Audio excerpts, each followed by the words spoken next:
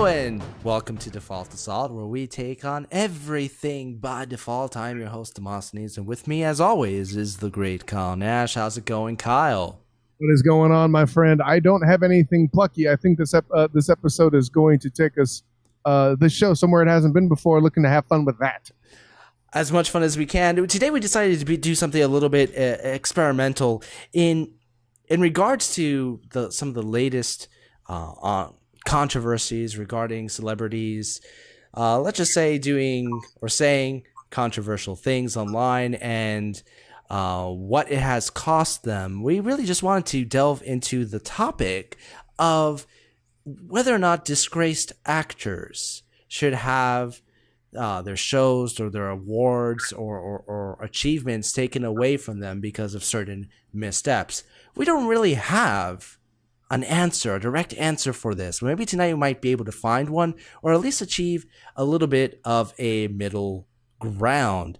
We're not gonna get too political. We're not gonna take sides of this. We're not even in the course of this conversation. We're not even gonna make excuses for said actors, but I just really wanted to explore the topic a little bit. And of course, this was inspired by the latest Roseanne debacle, the story of how one tweet can destroy an entire career. Now, Kyle, you've seen some of this happen, between Roseanne or Samantha Bee's latest eruption, or going a little further back at Kathy Griffin's Donald Trump severed head debacle. What are your thoughts about all this? Well, I mean, this conversation has to be brought up with time and place and context, right? There was a show that Bill Maher had as polarizing a character as he is currently back in the, I'm going to say, early 90s, late 80s-ish, called Politically Incorrect. And obviously it's still running on HBO because it was on ABC at one point and then was canceled for, in fact, becoming too politically incorrect, one could argue. So that kind of that concept in itself speaks to kind of an evolution of what's happening, not just to the comedy, but to the evolution of society itself, right?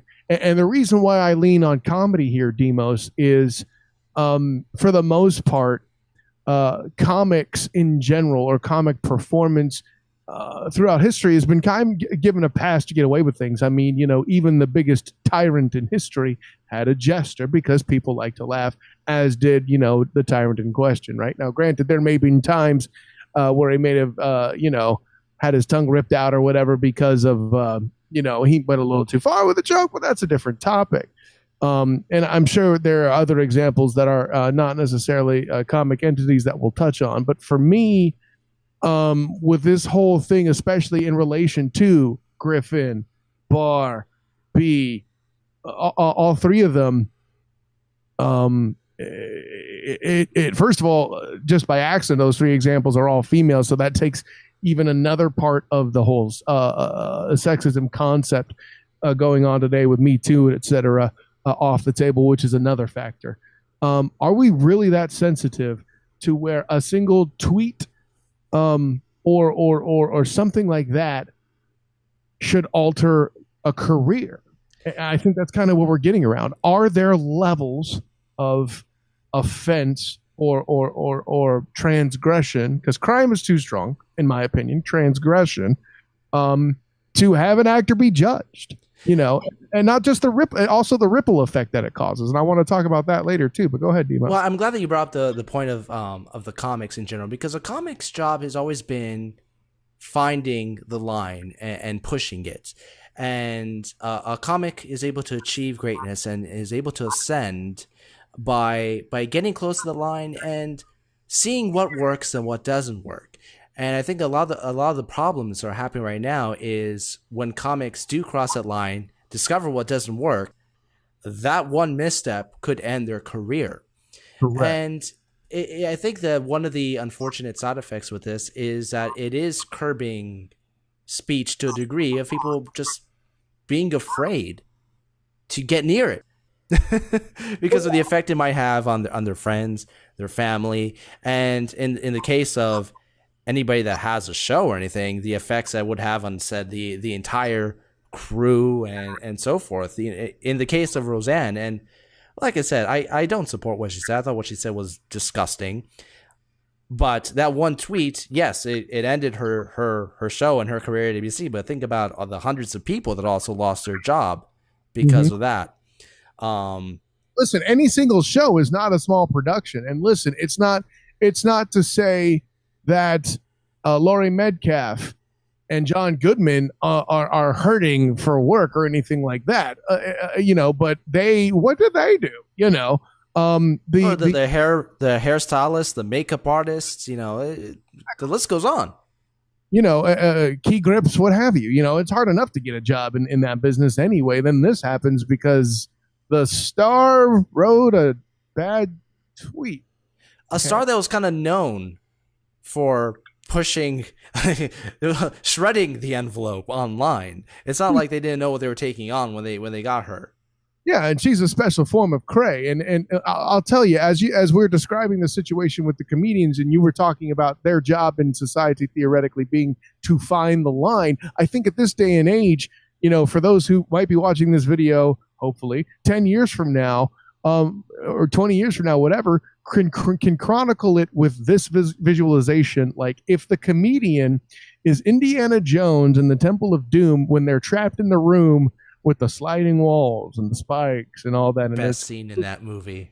That's what's happening to the comedian trying to find the line is that closing into the environment. But I think it's also kind of scary because that line is constantly in shift. And because of the rise of the internet and social media, something that you say today that may not be near that line 5 years, 2 years, 1 year from now, that might be where the line is, and we're retroactively shaming people for crossing today's line from a year ago. The whole problem with a poo thing that's come up lately that makes me want to flip tables over is a perfect example of that. And The Simpsons, I think the one thing that a lot of people overlook about The Simpsons, either through ignorance or purposefully, is the fact that every character on that show is a stereotype. Everybody. And a caricature. For the record, yes. The whole conversation about intent, or the lack thereof, being a considering factor is something that also makes this difficult.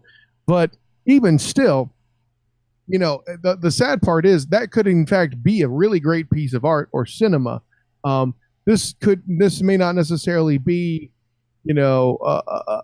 something that is politically based to move aside, as obvious as, let's say, Roseanne was supposed to be, the show Roseanne was supposed to be with Barr, or the show Full Frontal is with Samantha Bee. Those are obviously charged with some political motivation at the very least. And in Bee's case, I think it's a lot more so. But I would argue that Simpsons, more often than not, is something that's not politically charged. And even still, what kind of makes this a lot more difficult is for those who are only more recently have departed or still on the planet, still did very talented things, but now are notorious due to an action off the screen. And that makes it a very difficult question at that point, especially if they're still alive, right? Well, I think that one of the questions that needs to be broached here is the question of rehabilitation. Do we not believe in rehabilitation anymore? Do we not believe that somebody can make a misstep, can do a transgression or so forth, actually, either very badly or even minor, whatever? Can they be rehabilitated? I'll jump right into it and dive right into it here. Okay.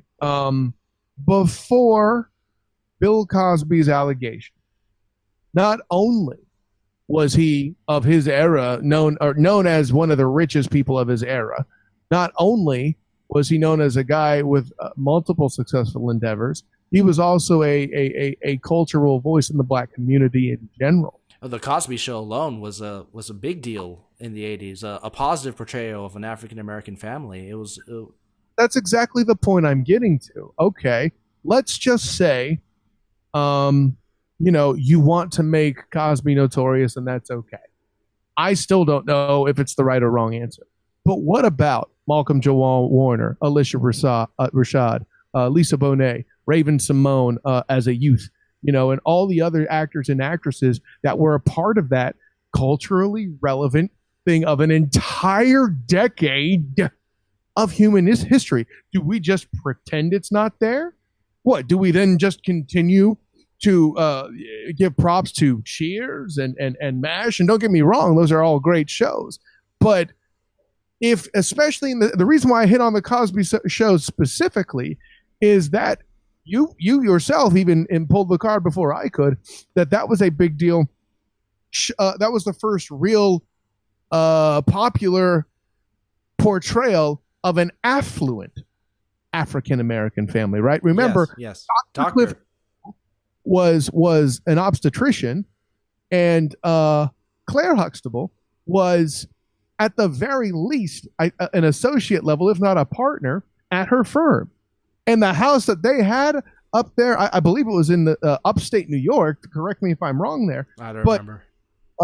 The point is, there's some green flowing in there that you weren't normally associating with, or I shouldn't say you, but society on TV had not really portrayed. Like, the closest thing you might have had to it is when the Jeffersons moved on up to the east side, right? Yeah, everything that Cosby has done, I mean, that, for the most part has been proven that he has done, is despicable beyond belief. But you can't erase the fact that the achievement of that show is not one that should be erased from existence because.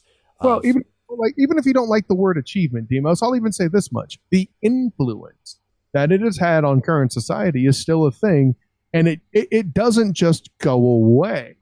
Even if we stop it if we pull all the DVDs, we pull all the showings of the show and pretend it never existed. There you go. See, right? And I think that the part that, hey, this happened this way, to not do that stunts other artists from making similar changes for other groups of people. Listen, man, this one scares the shit out of me, and it has William H. Macy from Thank You for Smoking all over it. Okay, right? We're not changing history. I think we're improving history. No, you're not. You're hiding it. Okay? Don't do that. And in this particular case, you're trying to hide it because Bill Cosby casts a shadow on black people. But then you hide the Cosby Show, you eliminate light that was brought upon not just black people. We mentioned with some success with Alicia Rashad's character, Claire Huxtable, all that stuff going on.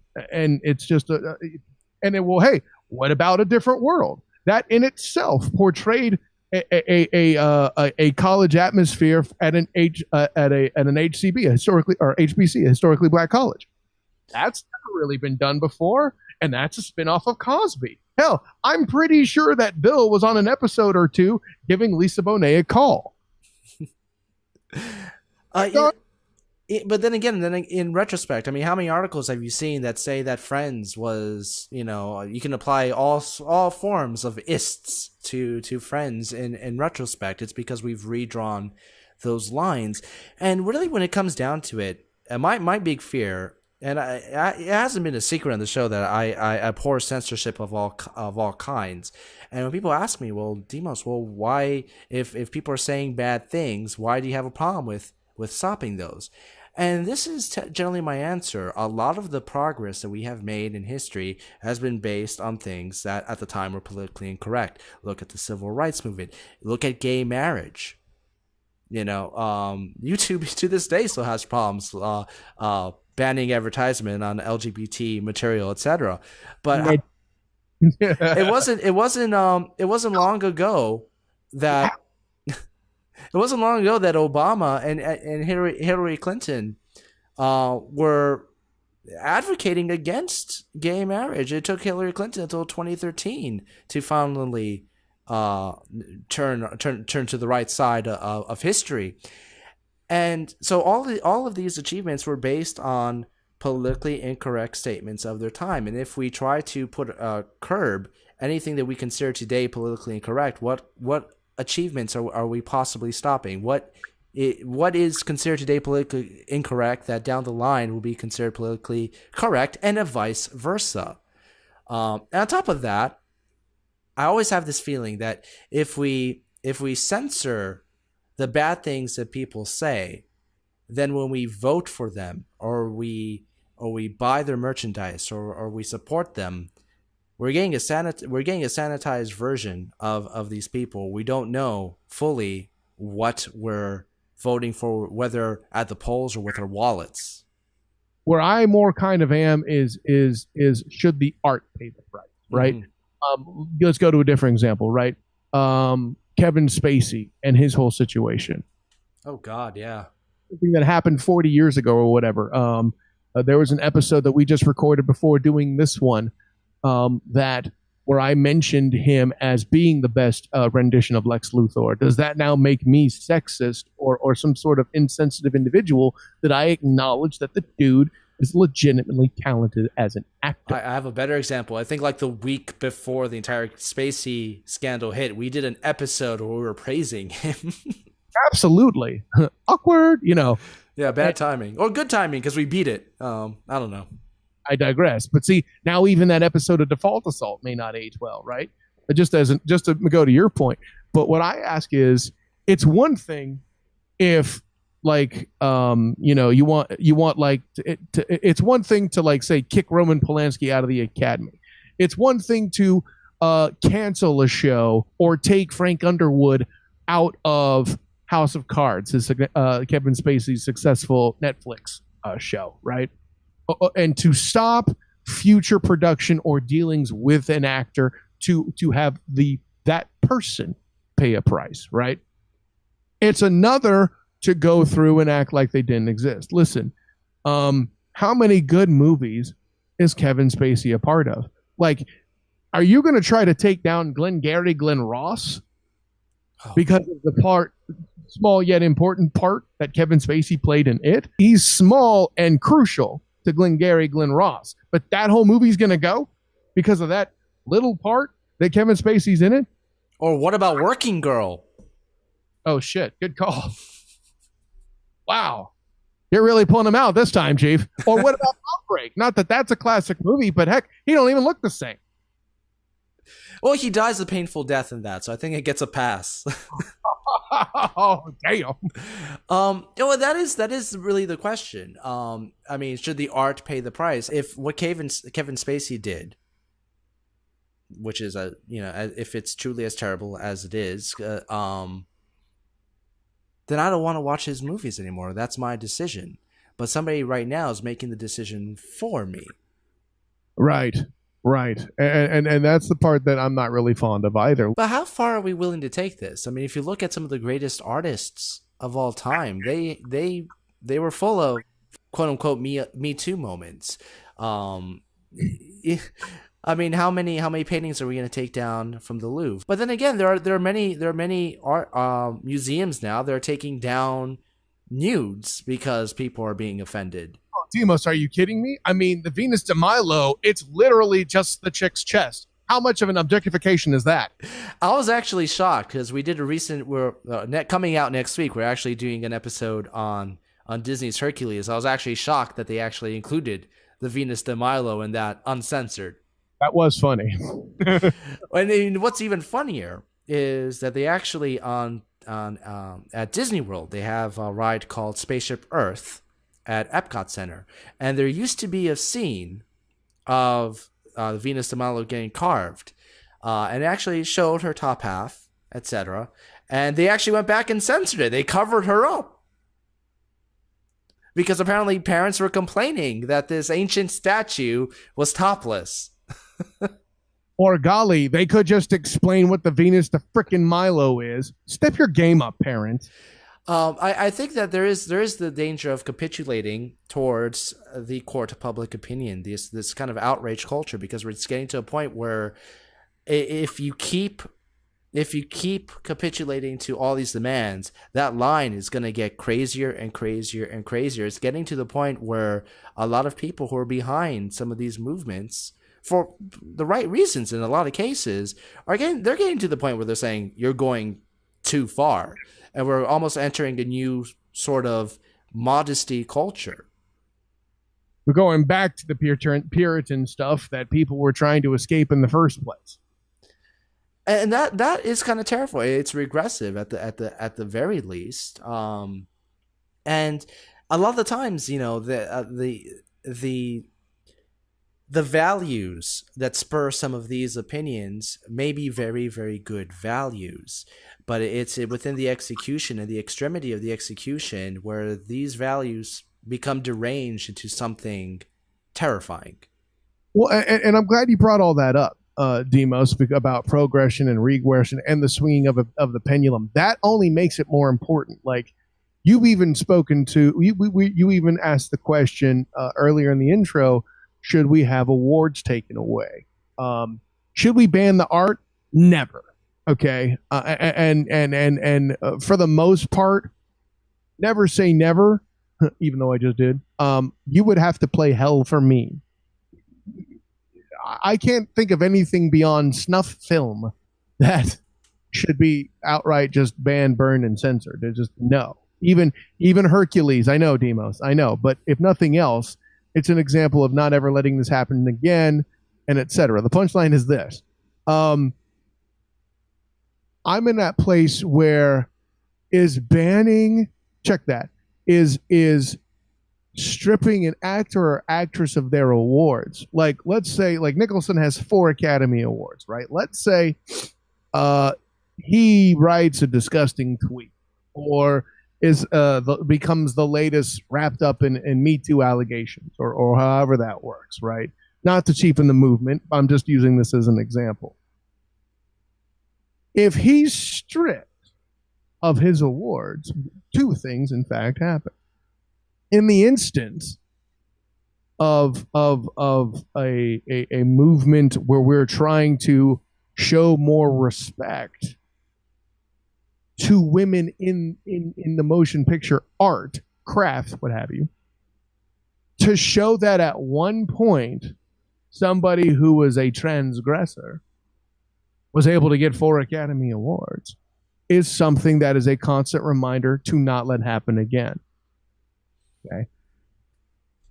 If to those who are who have made a mistake in their life, it says, hey, listen, I committed X crime and, let's say I did some time in jail. Let's say I'm Tim Allen. I could look at this guy and goes, well, I mean, he was this nasty, horrible person. He went, and got 4 Academy Awards. I just committed some Grand Theft Auto. That's nothing by comparison. I'm going to do my thing. Not to tell you that Tim Allen should win an Academy Award, but you see where I'm going, right? We can't prove that Buzz Lightyear wasn't guilty of Grand Theft Shuttle, okay? Well, that's the thing, though. I mean, let's use Kevin Spacey as an example. Perfect, because he's won 2 Academy Awards. Correct.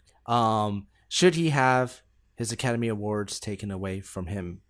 At the time, he did legitimately earn those awards, and in many cases, he was awarded with Best Performance of the Year for a piece of art that he did.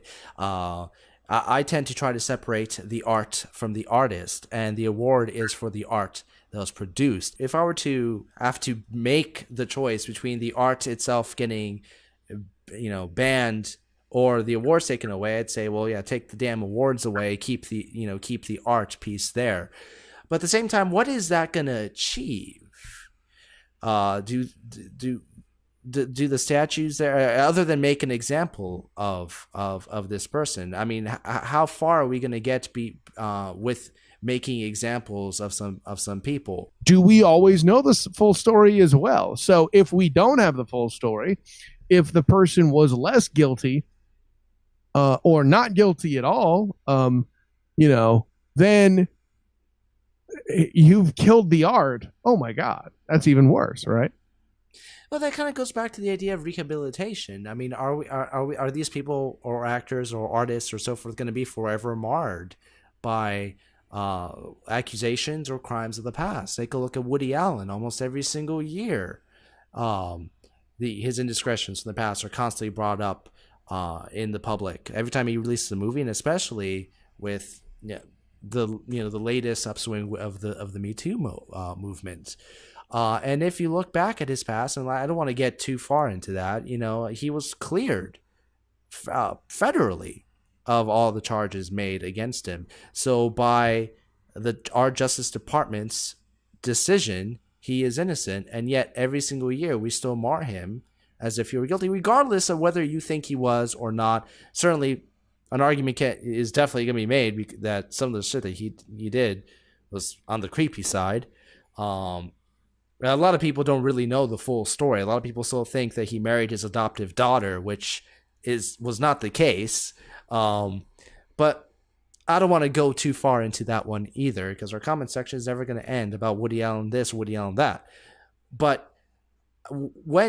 if somebody is marred by these accusations or past crimes, are we ever going to be able to forgive them and let them grow?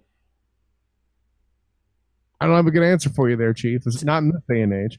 Tim Allen, I think, you brought him up. He's a great example.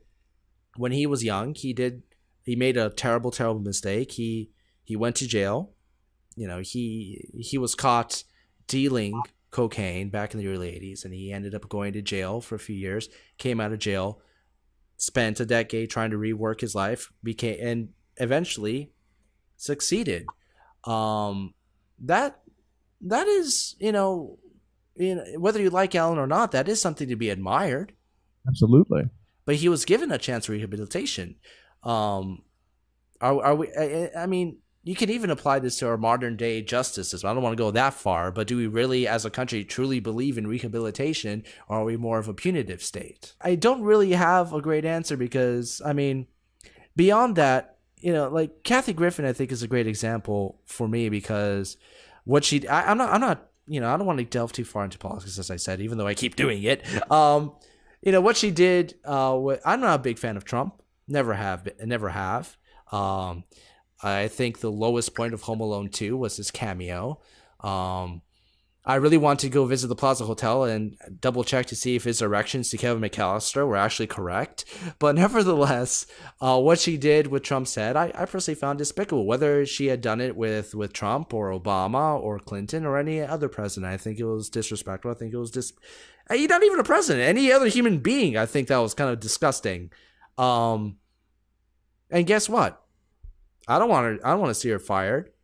I'm not going to start a campaign to get her fired, but you know what I'm going to do? Not watch her show because I don't want to watch it. Now, if she does anything of merit that, I end up watching, I will separate the art from the artist. I think that there have been many cases where actors or actresses that I personally despise in real life do great things.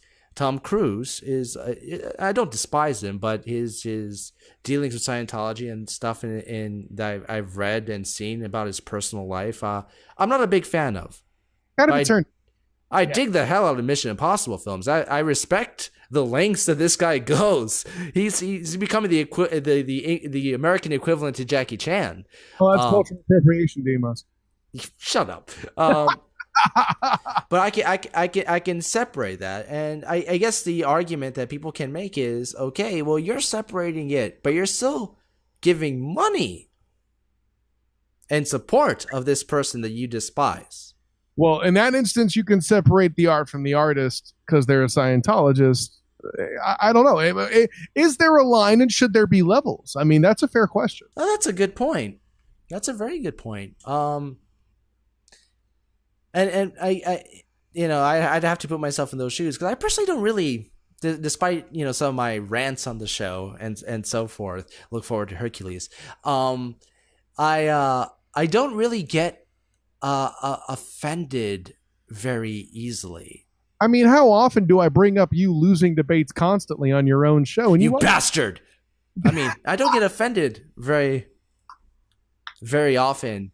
I guess if there's a line, it's like an actual conviction of being guilty. That's the only argument I would understand. But at the same time, I still wouldn't condone erasing art that has been conceived. Because at the same time, if you try to ban all of Kevin Spacey's movies, that's good for you. But how about, if you look at Seven, for example, are you going to erase Brad Pitt? Are you going to erase Morgan Freeman? Are you going to erase the entire cast and crew of that film that still collect royalties every time it's shown?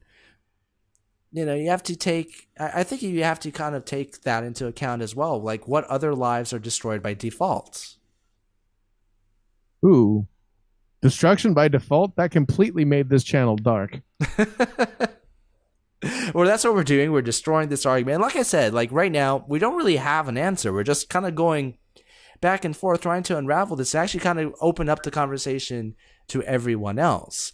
Done some awful things. Howard Weinstein is a creepy, despicable human being. We've come to find out. Legitimately.